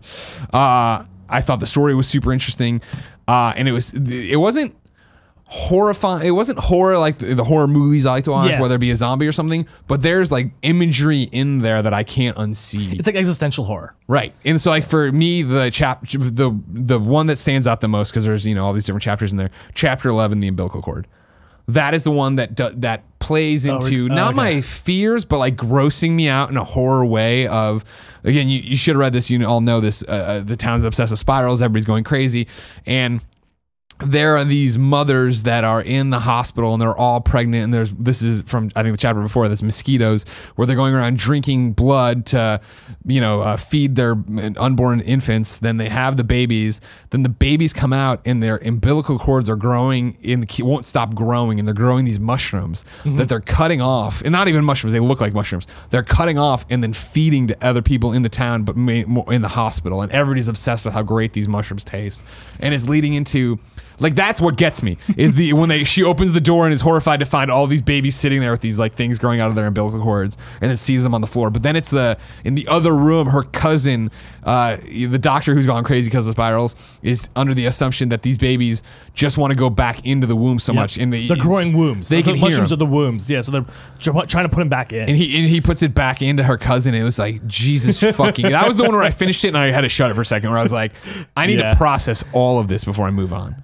That one's gonna stick with me forever. The visuals of that and what I like, just the sounds in my head. Not even in the book, right? What I would imagine it all being. Oh, Jesus. I think it's the slugs for me. The snails? I hate snails. Chapter 8, the snail. Yeah. That was another one. That one got me, but then I think the one later on where her brother turns into a snail. Yep. Yeah. And it's just like the fact that it's turning into it on somebody. Yep.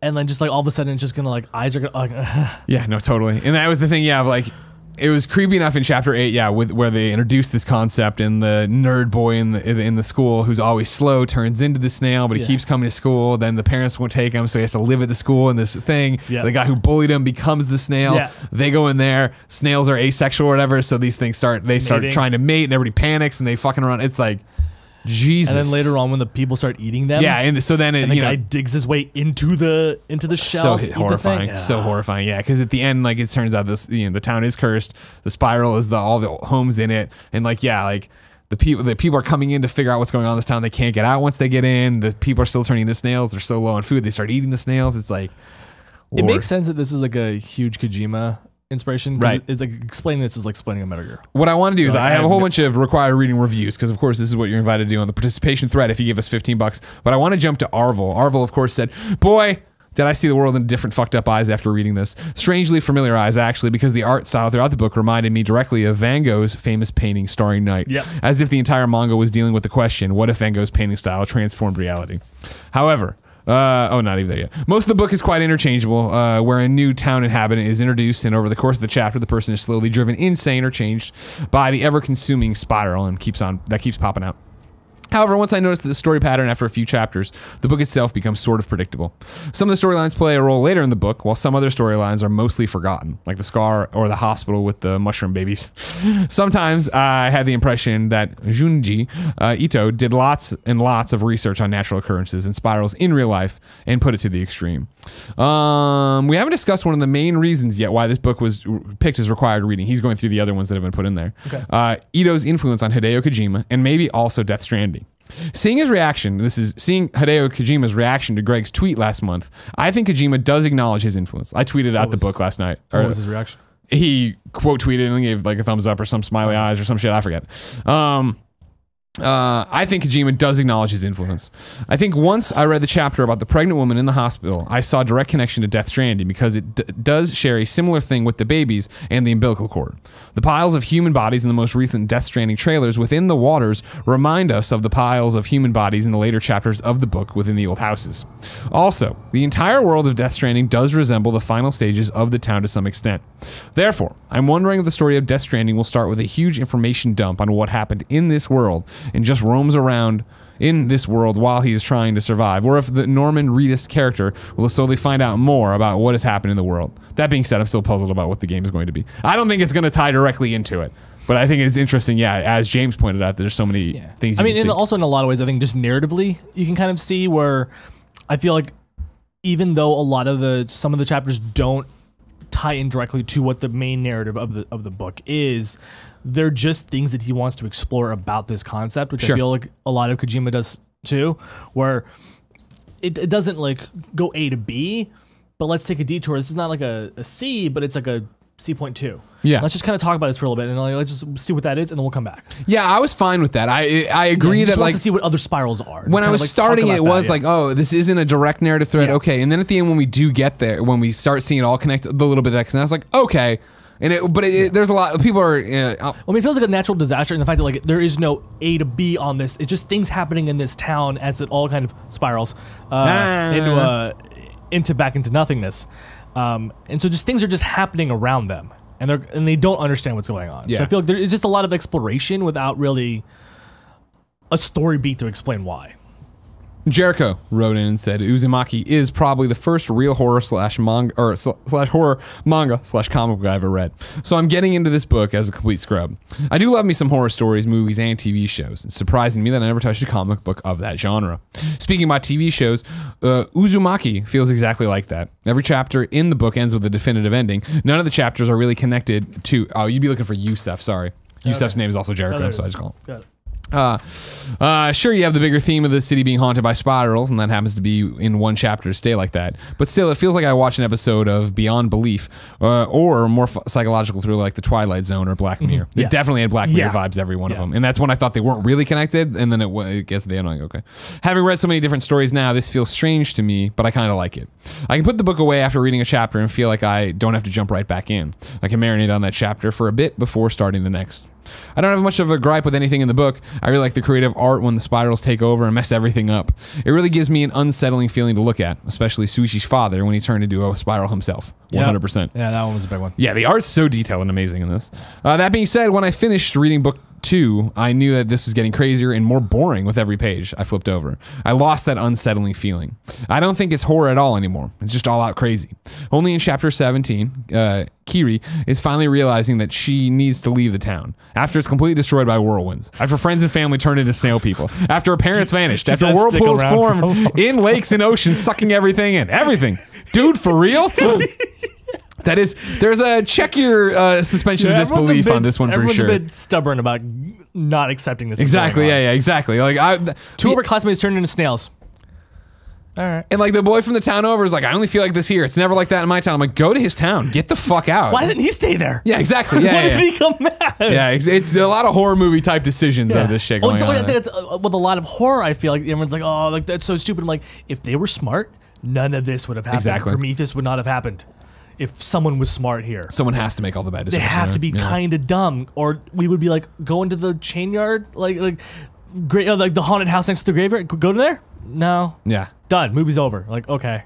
You need them to be a little dumb about this. Total side tangent here. One of the things I loved about Friday the 13th, the video game, was that when you would play that, I'd be playing with people or the Twitch stream, you'd end up doing those things and be like, oh fuck, this is how it happened. They're like, instead of leaving the house, you run upstairs and everybody's like, don't go upstairs. And it's like, oh fuck, like it really, you get those check moments. Stuff because I just want to leave. Yeah, exactly. I'm out. Yeah, peace, deuces. Kayla wrote in and said, gotta say, I don't think I can look at a spiral the same way ever again.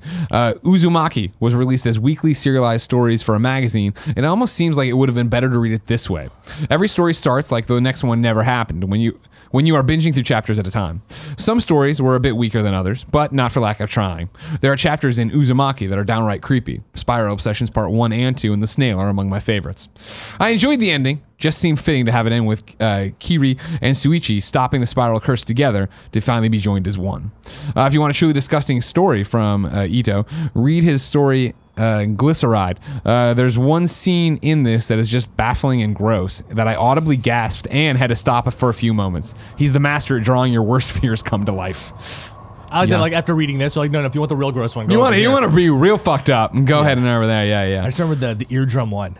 Oh. The eardrum one got me. It was like there's one inside me. I have to get to it. I'm like, yeah, and like he had the doctor take down the papers and everything else. I was like, oh, thank God. Yeah, the fingerprints. Jeez, oh God, oh my God. That one was rough. It's good, but I think the best way, I kind of forgot about it because I read it a couple weeks ago. It does read like a Twilight Zone or Black Mirror, where you're getting these little things of weird suspensions of disbelief. And I actually like that, where kind of the opposite of my one thing about Walking Dead of. If you separate them out, you're less comparing them to each other. So you're like, oh, I thought that one was scary. So you get these little bits, once a month. You're like, what the fuck was this? Yeah. You're like, okay, cool, I like that. And then you come back later and you're like, okay, what the fuck was this? And like, you can kind of enjoy them piece by piece rather than this one big entity. Katie chimes in and says, I sort of wish there was a sequel to Uzumaki that went deeper into the lore, but realistically I think that would ruin the point of the story. It says more about the types of stories I enjoy rather than suggesting anything was missing from this. I'm not a fan of the horror genre in general, so I don't feel the need to rush out to get another one of his books just yet, but I'm glad I read this one. Next time I'm in the mood for something like this, I'll know where to look. And then Laura Dale gets the final comment. I'm not normally into manga, but this absolutely blew me away. I ended up reading the whole thing in one sitting. The first thing that caught me were the incredible visuals that managed to be both striking and detailed, not to mention disturbing as hell. The stories all had a great build to them, starting with the mildly creepy mystery that leads to the absolutely horrific finale. A lot of the endings that could have used some work, though, with the story sometimes just abruptly resolving itself in the last couple of pages with nothing after that to wrap the issue up. Kiri is also frustratingly passive at times. Even after all this shit she's seen, she's still slow to catch on what's happening around her. I love the finale, though, and I'm glad they didn't explain exactly what the spiral curse was, but still showing its full impact on the town. I mean, I feel like it's a staple for horror is endings are the hardest. Dude, how do you nail endings, right? And that was my thing of it when it was all happening of like, this isn't going to have a satisfying conclusion for me. And it did at the end. I was like, all right, cool. Like, that's whatever. Yeah, and I think that's what it needs to be. Like, what I think is it's unexplained. So it just needs to happen. It just needs to happen. And you're like, it's more about the journey of being in this horror than it was like, it ends as it starts. Yeah. Everybody getting smushed together, becoming one in the buildings and shit like that, and then begging them to take the dead bodies away. It was like, fucking hell, dude. Fucking hell. What if this Last of Us 2? Like you mentioned the mushrooms. I'm like, start turning cliggers, like start eating cliggers. I loved it. It was good. Yep. James nailed it. Yep. Chris, you're on the ball now. What are we reading for next month? So I think it's gonna be fairly easy. It's all in Comixology. Okay. It is a book. Let me pull it up because I keep it on me at all times. It's a book called Siegfried. Okay. There's 3 volumes. Are we reading one volume or all of them? If you want to, I would. You can kind of do both. I would say if you can do all 3. Okay. So required reading volume 1. Extra credit all. And it's gonna be very, I think, kind of the opposite tone of what you just came off of. Like it's them retelling the story. It's a Valkyrie story, and it's about Vikings and it's about gods. But it's very quiet and it's super art driven and it's very specific pace and it's kind of, I don't really know how to describe what it is. It's majestic. Okay. It's honestly one of the best things I've ever seen in my life. Who published it? I don't know. It was a European publisher. It came out a few years ago. I think it's volume 3 came out maybe 2 or 3 years ago at this point, maybe just 1 year. I don't know. There's only 3 volumes, so it's pretty easy to kind of wrap up. Like imagine like a quiet version of the most recent God of War. Oh, where it's kind of just dear. There is action, fighting dragons and stuff, but it is this sort of what I like. I like kind of these like quiet paced stories.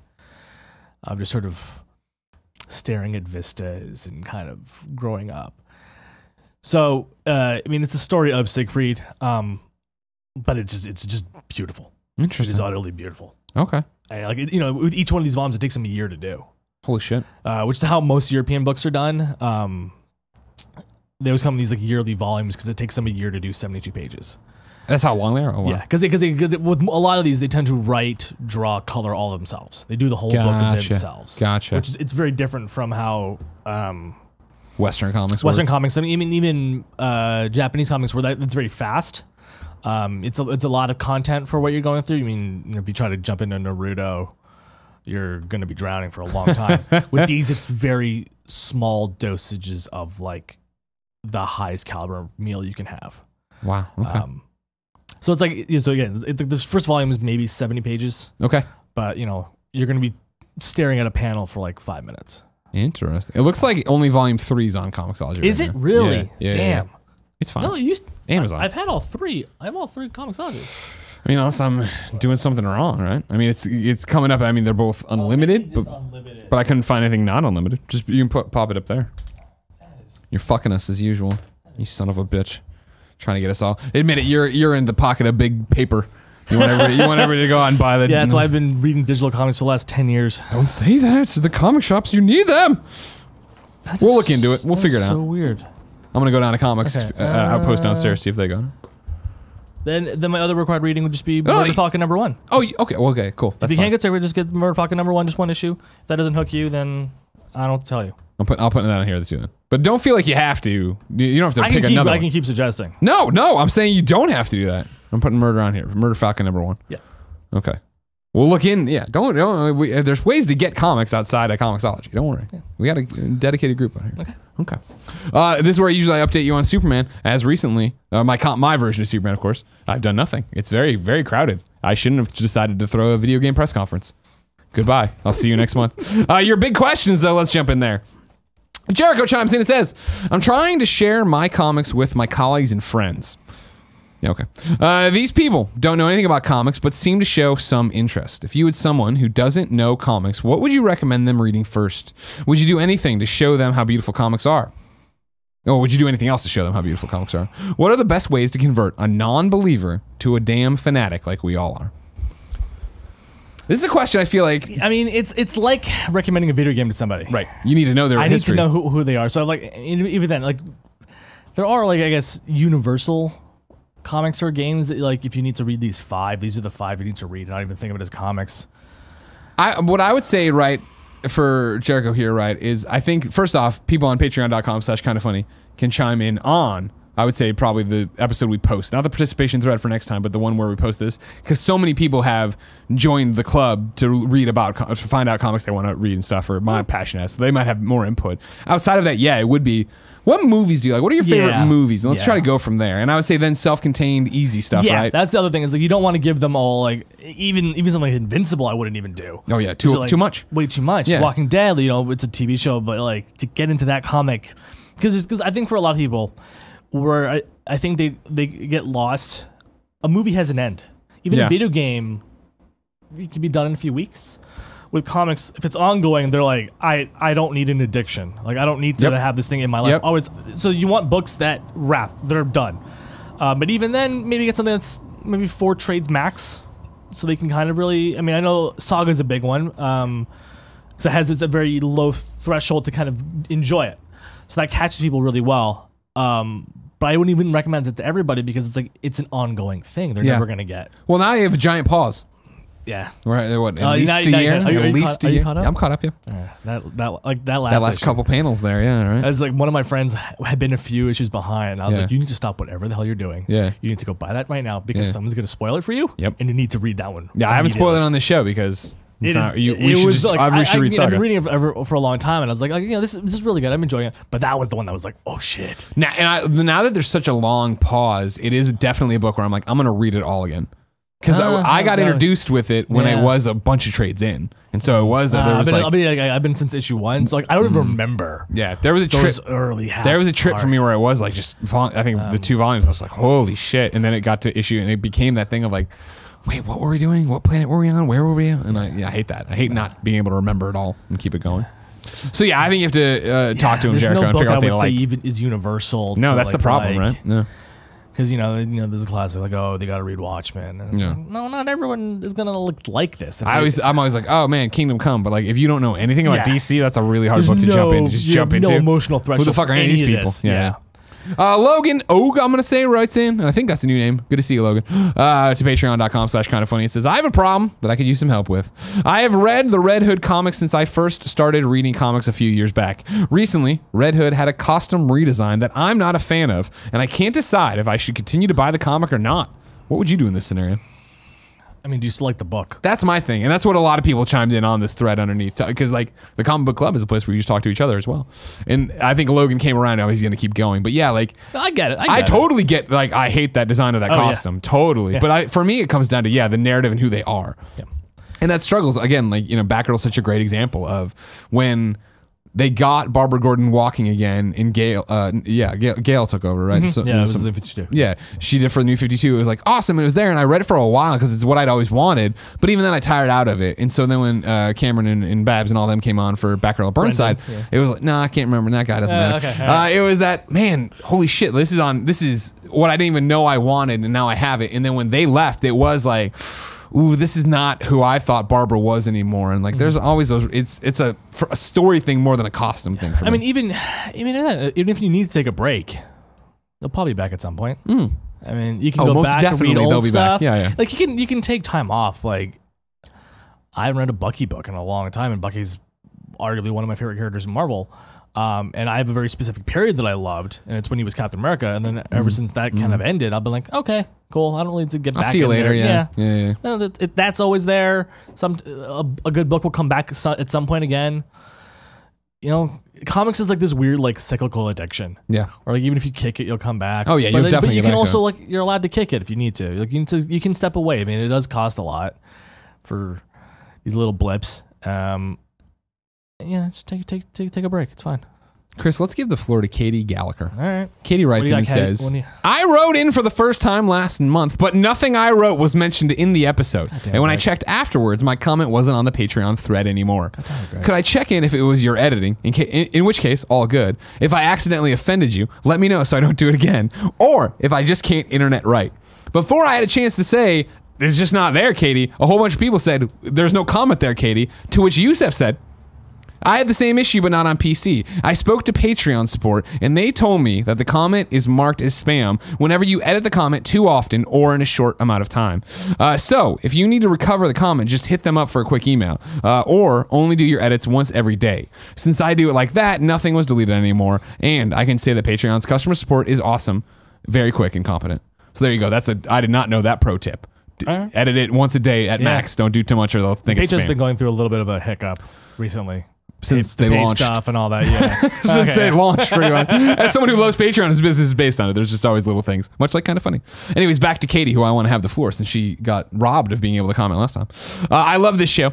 I've been watching from the beginning and buying the required reading since issue 2, but I now watch with my wish list open on my phone because I know there are going to be a million things I want each month. And I've upped my pledge so I can support the show and start commenting. I feel like I was slow to get into comics and am still an outsider. Parentheses, I'm 29 and only really started in the last couple of years. So having this is just the best. There's no rush. Yeah, exactly. It's giving me the chance to read things I never would have known existed, let alone thought to try. And all surrounded by a sense of community. Please never stop. Thank you, Katie. That's what it's all about. I'm sorry you got skipped, or that the thing ate you before. I'm glad the wish list is a great idea. I need to start doing that. Because James listed so many books last month. I'm like, yeah. And now I'm like, fuck, what was it? God, I got to go back and watch. It's funny because you have a computer, you have a piece of paper, you could write any of it but down. You know, I'm here, I'm talking, I'm engaging. I'm an engaging host. I'm on the ball. You wrote here. down what I said. You're just trying to not engage with me? Exactly. I'm trying to get away from you as fast as possible. You know what I mean? What you should be reading, Jericho says, Motor Crush Volume 2. Babs is still doing a great job. I had so many wishes at the beginning of the book, and all of those were becoming real at the end. I need a dictionary, though. I only understand half of what people say. I love that there is a Mad Max psychedelic kind of feel to it, set in a sci-fi environment. And then, Saga, Volume 9. Really enjoyed this one, very emotional, especially the end of it. Still sad to wait such a long time because it ended on such a huge cliffhanger. What's Alana's next move? Let's find out next year. Hopefully. Yeah. He said at least a year, which to me makes... I mean, you never know. Give Fiona some time to catch up.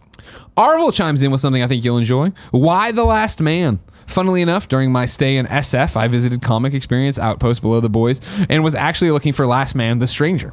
However, they didn't have this one, but they had the 2 paperbacks for Why the Last Man instead. And boy, do I like the premise of the book. Right at the beginning, half the Earth's population is wiped out immediately. However, instead of giving everyone a 50-50 chance, the decision process is quite simple. All human beings with the Y chromosome die a gruesome, immediate, and strangely worldwide synchronized death.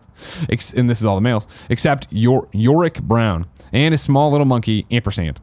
It's a fascinating concept for a dark post-apocalyptic world, and from what I've seen, FX is currently planning to make a TV adaptation with Barry Keoghan and Diane Lane as lead actors. I'm still somewhat at the beginning of the 60-issue saga, and I'm enjoying it quite a bit. Did you love Why Last Man? I did. It's been a while since I read it during college. It was one of those, I was trying to dive a bit more into comics, so I was doing all these, catch up on old classic trades. I was doing that. I did 100 Bullets. Oh, nice. I mean, Preacher. I can't remember at this point. I liked Why Last Man a lot. I mean, it's one of the few post-apocalyptic books that's actually kind of hopeful, which is what I like. I don't like the really, really dreary really dark ones. And you're like, what are we coming? Like, there's nothing to come back from. And I don't even like when the point of it is as soon as laws are gone, we're all monsters. It's like, come on, man. Yeah. Not everyone. It doesn't always have to be. You don't have to keep putting that out into the world. I remember watching season 4 of Game of Thrones. And there was an episode where Arya and the Hound meet this dad and his daughter. And the daughter's 11, maybe. I remember this, yeah. And I'm looking at the kid, and I was just like, your life is just horrible from here on out. There's no good, you have no ideal, circumstance for your life. Your life is going to be either killed or raped. Cool. Wow, this is a fun world. What an uplifting place. Yeah, I want to fight to survive in it. Yeah, so it's I like that even One Last Man, this thing happens, it's kind of this arbitrary thing. But even the world doesn't fall apart. They're still kind of just trying to live and trying to make something better. And I don't want to give the book away. Sure. But I like that it goes in with some hope of it doesn't mean that everything needs to stop. It doesn't mean that everything needs to fall apart. So yeah, I mean I liked it. I liked it a lot. Okay. Josh Elliott chimes in with an interesting recommendation. Well, I haven't been able to read anything lately as I'm super busy with work. However, I discovered a podcast that is called Wolverine the Long Night and have been really enthralled with it. It's more or less a radio drama that was put on by Marvel and Stitcher. It helped scratch my comics itch while I was on a tractor all day long. Super fun to listen to and has a very high production quality. I totally recommend it to anyone who enjoys podcasts and comics. I've heard of it. Yeah, I've heard this. I've seen them advertising, but I haven't listened. I think, I may be wrong, but I think it's Richard Armitage who plays Wolverine. He was the main dwarf from The Hobbit. Oh, okay. Yeah. Okay. Nice. Yeah, I've heard about it. I've never watched it. I haven't listened to it myself. Did they ever do, speaking of radio dramas, did they ever do the sequel to We're Alive? Oh, what happened with that?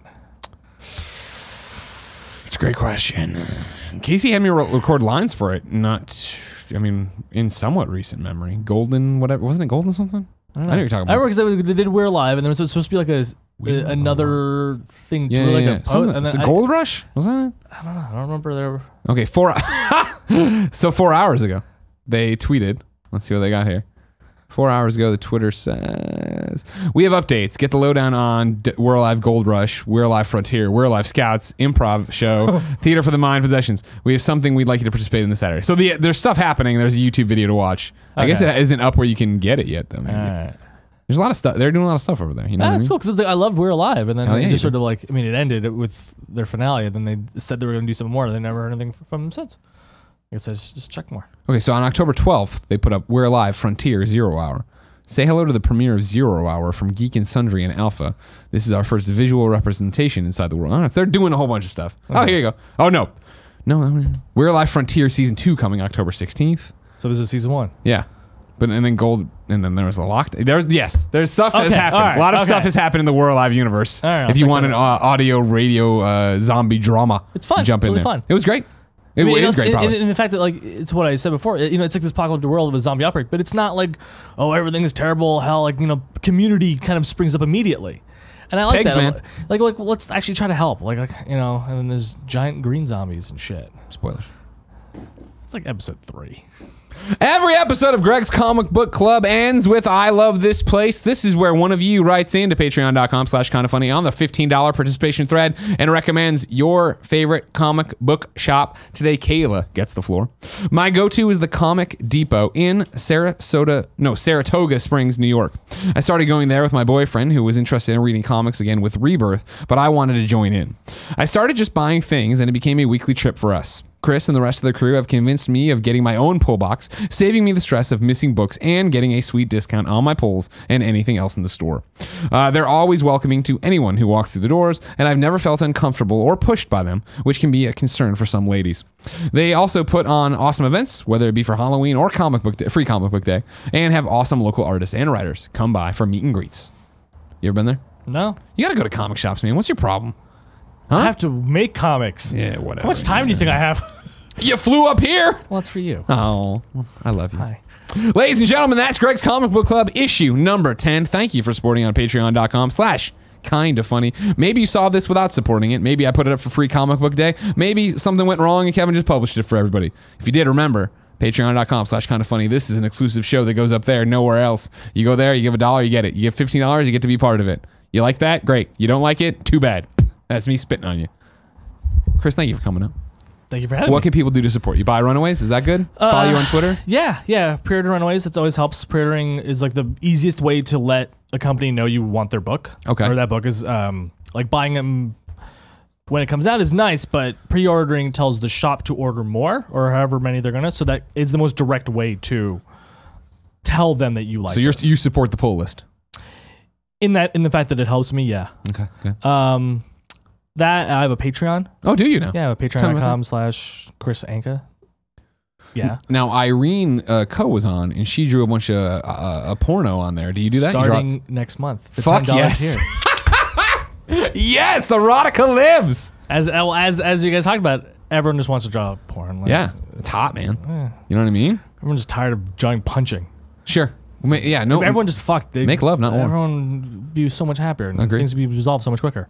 Yeah. So I have a Patreon. There's a $5 tier, $10 tier, all that jazz. Cool. My online store is open right now. storeenvy.com/Christopher Anka. Prints and whatnot. Sign books. Do what you got to do. Okay. Well, thank you for coming on. All right, thank you. Until next time, everybody, Excelsior.